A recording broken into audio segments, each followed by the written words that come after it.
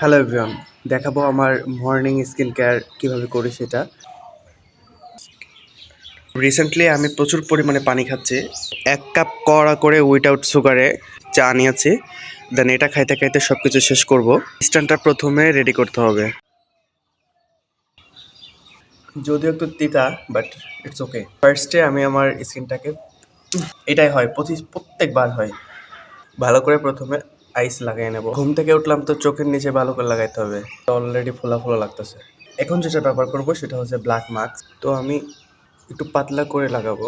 দেখতে ভূতের মতো লাগতেছে, বাট অনেক কার্যকর একটা প্রোডাক্ট। এটা আমি একটু গরম করে নিয়েছিলাম। এইটা উঠানোর পরে হচ্ছে আমি এইটা ব্যবহার করব। মাস্ক ইউজ করার মোটামুটি 5 থেকে 10 মিনিটের ভিতরে আমার এটা পুরো শুকাই গেছে। সো আমি এখন এটা তুলবো।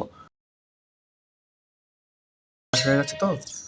এই যে ছোট ছোটগুলো থাকে না, এগুলো তুলতে গেলে জমা ঝামেলা। মুখের থেকে তোলা শেষ। অল্প একটু অ্যালোভেরা নেব।